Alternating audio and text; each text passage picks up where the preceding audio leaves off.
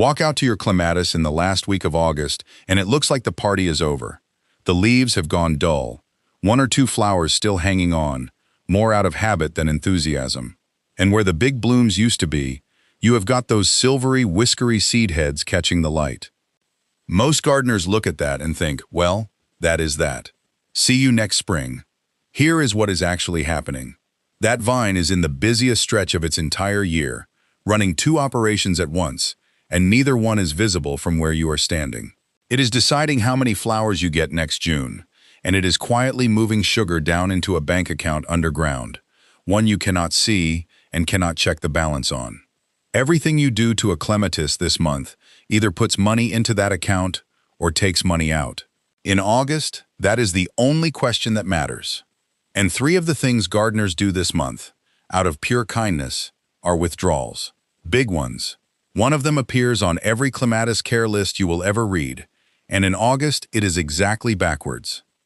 So before we go further, do me a favor, put your average first frost date in the comments. Not your zone, your frost date. Everything I am about to tell you is a countdown to that day, and your countdown is not the same as mine. Your clematis keeps 2 calendars, and only one of them is yours. Yours is simple. Spring, buds. June, flowers. August, winding down. That is the calendar of what you can see. The plant keeps a different one, and it runs about a year ahead of yours. The flowers you will photograph next June are not made next spring. They are being decided right now, in the heat, while you are thinking about tomatoes. An alpina or a Montana flowers. On wood it grew the season before. A big flowered hybrid, same story. The main show comes off last year's wood. Those buds get set on this year's growth, this summer, and carried through winter. A Viticella, the kind you cut to knee height in spring, flowers on new growth, so its bud story is different. The bank account, though, applies to every last one of them. Now the mechanism.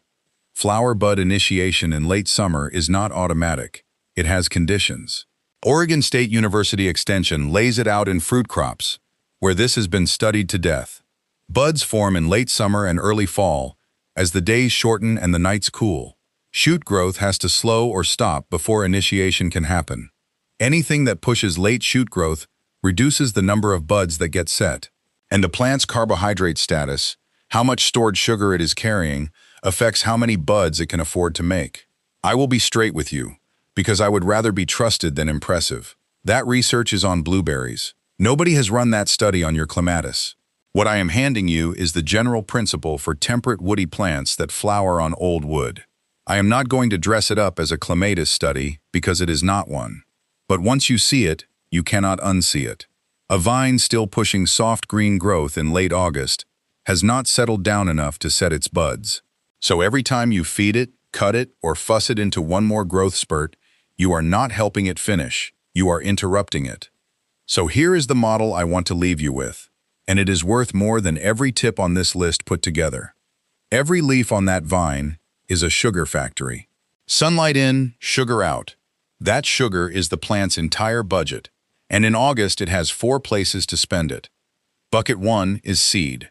Every pollinated flower is turning into one of those silver whorls, and seed is the most expensive thing a plant builds. Bucket 2 is new shoots, soft green growth, growing tips, fresh leaves. Bucket 3 is next year's flower buds, forming quietly at the leaf joints on this season's wood while you are not looking. Bucket 4, the one nobody talks about, is storage. Sugar sent down into the crown and the roots, turned into starch, locked away underground until spring. Those 4 buckets compete. They all draw from the same bag. Which means in August you are not really a gardener anymore.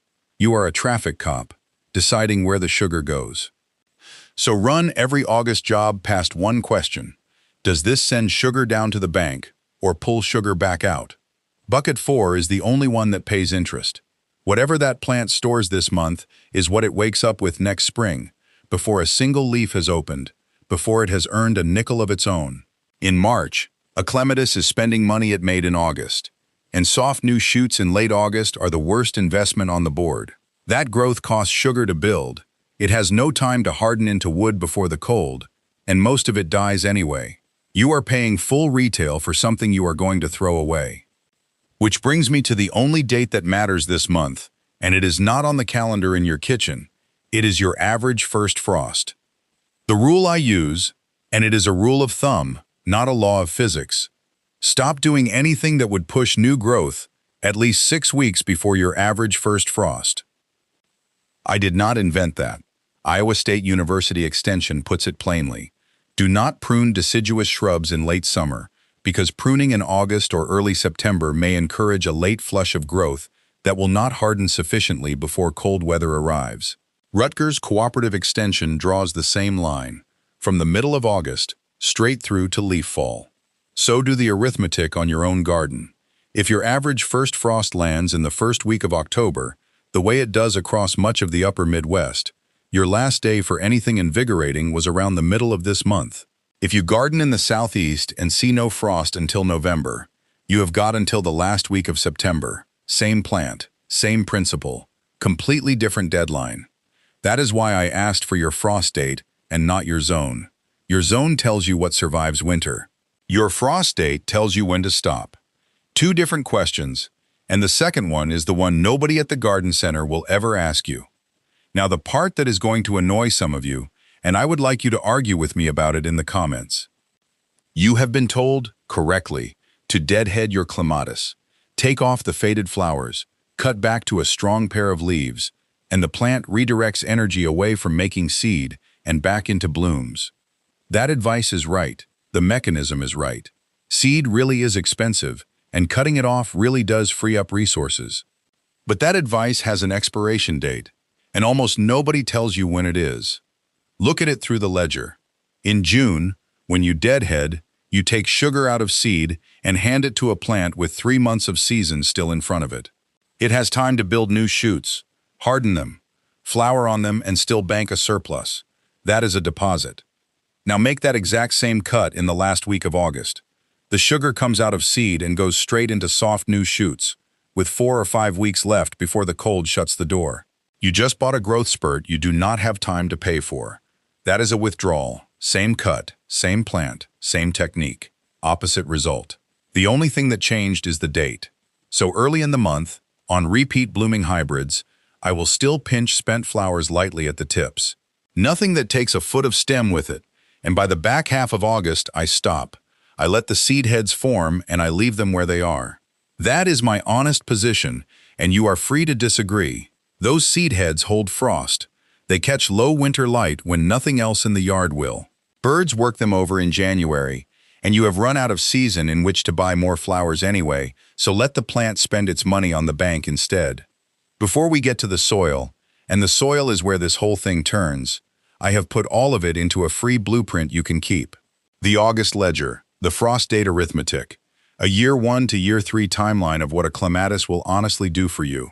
The myths I am busting today, with reasons, and the real sources, with names and institutions attached, so you can check my work instead of taking my word for it. There is a code on the screen. Point your phone at it and it is yours. No email, no sign-up. It is the sort of thing a neighbor hands you across the fence.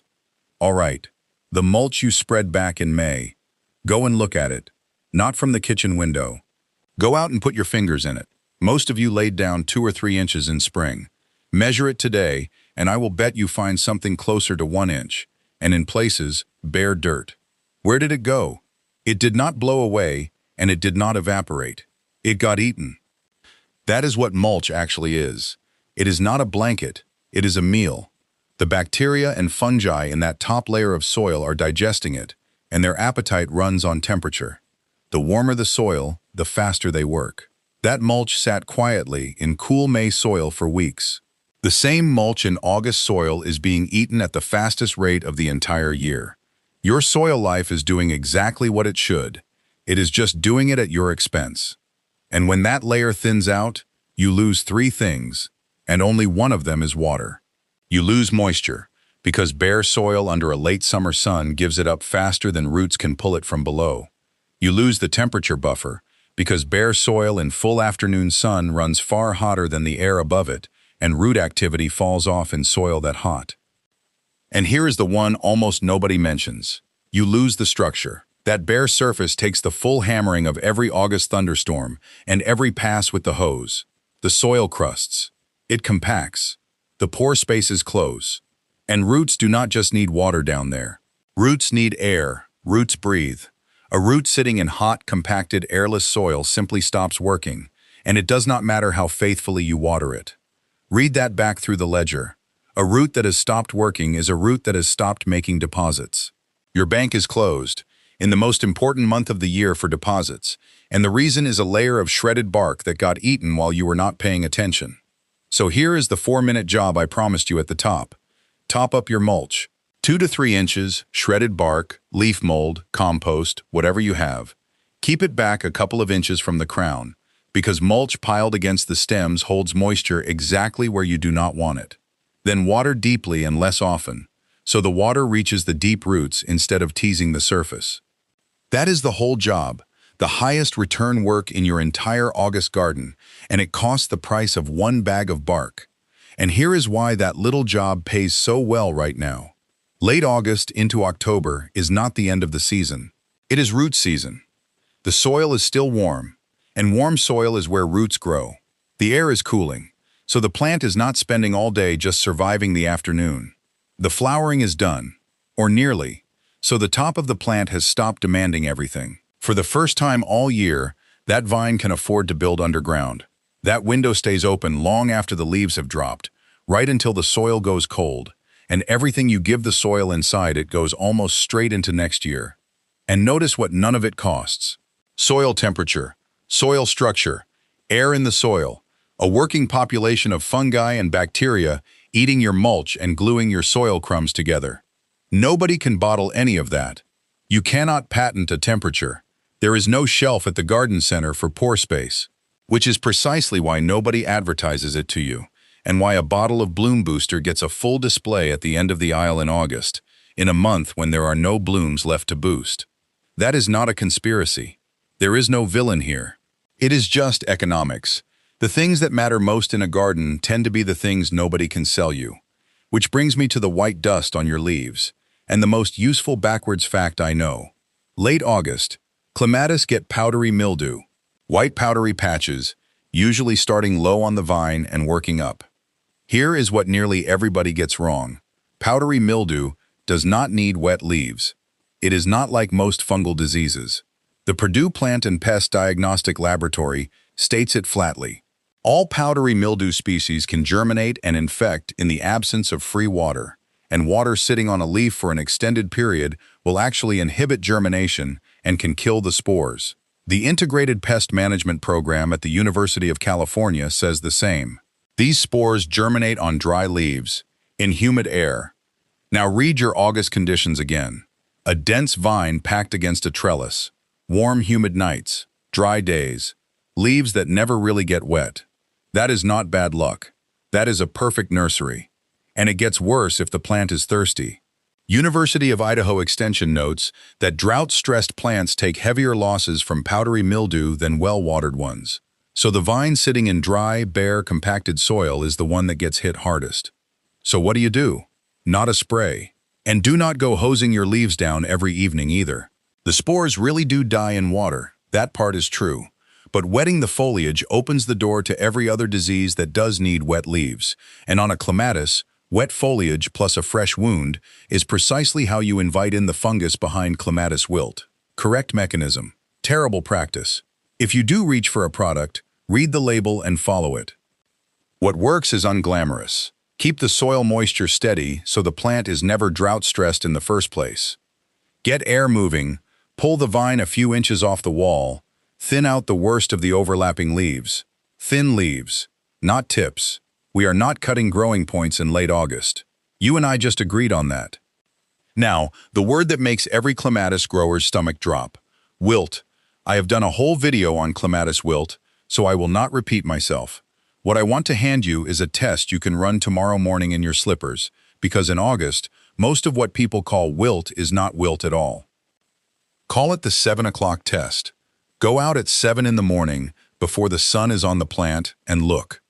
If that vine was drooping yesterday afternoon, and it is standing firm at 7 the next morning, that is not disease.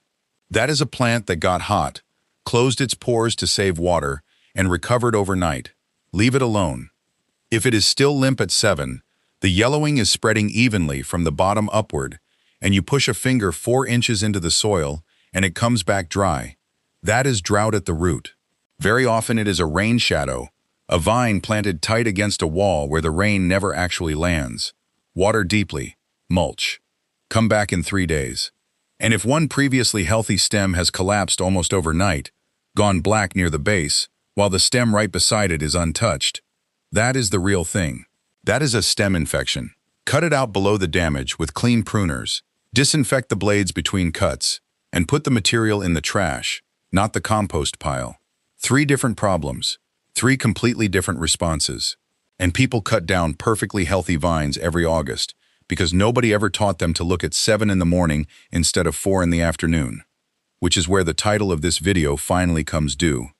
Dead clematis do come back. Not as a miracle, not because clematis are magical, because of the bank account. If your clematis was planted the way it should have been, with the crown set a few inches below the surface, it has dormant buds sitting down there in the dark, not on the stems, under the dirt. When wilt takes a stem, or a storm snaps the vine, or a deer strolls off with the top of it, those buried buds push out the replacement growth.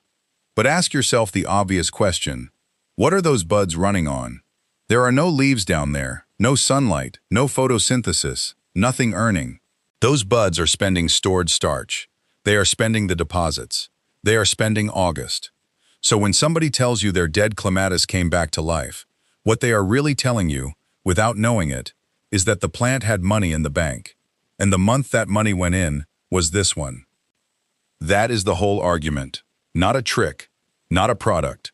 A vine that banked well in August can afford to be resurrected. A vine that spent August pushing soft green shoots, because a kind-hearted gardener fed it and cut it and fussed over it, comes back thin, or comes back late, or does not come back at all.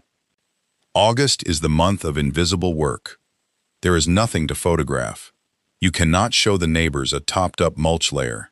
Nobody ever stopped their car for a well-watered root zone.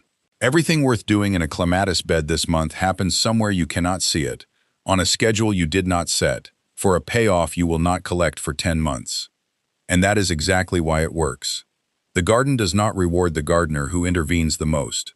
It rewards the one who works out what the plant is already trying to do, then gets out of the way and feeds the ground it is standing in. Feed the soil, and the soil will feed the roots, and the roots will fill the bank, and the bank will pay for June. Every one of us has cut something down in August that would have come back on its own. I certainly have. The difference between a gardener at 30 and a gardener at 70 is not the tools, it is knowing when to put them down. One practical word before I let you go. Clematis is an ornamental vine. It is not food, and no part of it belongs on a plate. The sap can irritate skin, so put your gloves on before you prune, and keep the prunings away from children and animals. And every date I have given you today is a regional average, not a promise. Check your local extension office and your ooze to hardiness zone before you act on any of it, because your garden is the only one that gets a vote. So, 2 things before you go. Tell me your average first frost date, and count back 6 weeks from it. That is your deadline. I want to see how many of you work it out and find you were already past it. And then tell me where you stand on the seed heads. I leave them, every one. I would sooner have them than a handful of tired September flowers. Plenty of gardeners I respect think I am dead wrong about that, and I would like to hear from them too. And if your mother or your grandmother had a rule about this vine, an old rule you never questioned, tell me what it was. Those are far and away my favorite comments on this channel.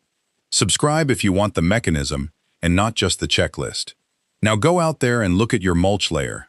Not the flowers, the mulch.